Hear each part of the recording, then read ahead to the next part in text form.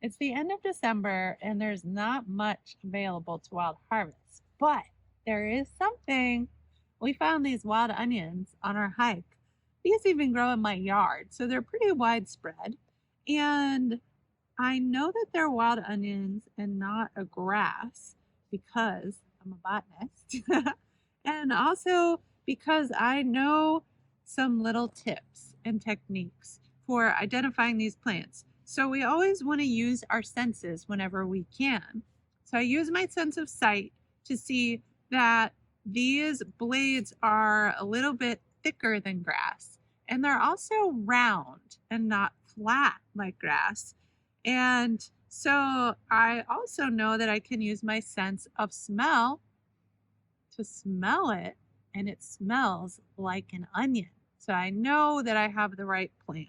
And I can also see how they grow in clumps like this. So this whole plant is edible. And it's also got some good tonic effects for us too, to help keep us healthy all winter long. So I like to eat my medicine, and I harvest these onions in clumps, usually with a digging knife, what's called a hori hori, and or a digging stick if I don't have my hori hori, which I forgot today. So I just grabbed a stick and dug right into the ground, and I got out these bulbs. They're little, but they taste like onions and they're delicious.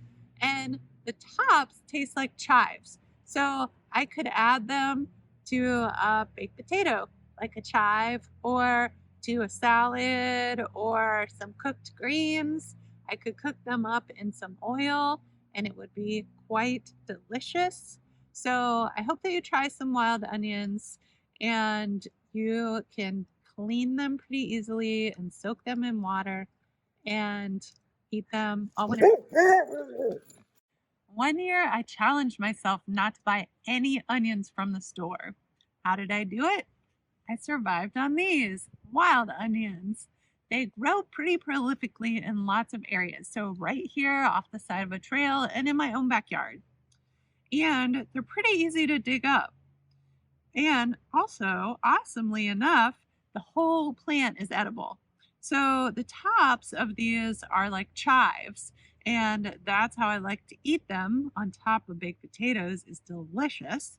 And I dig up these roots and then let them soak in a pot of water. And then the dirt comes off pretty easily, or I might use a little vegetable brush. And then I'll cut these up and just substitute them for onions. And they love to grow all winter long.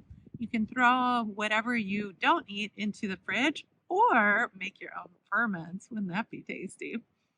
So, how do I identify wild onions? Well, first, we know, some of us, that it's a little tricky because some people call these wild garlic.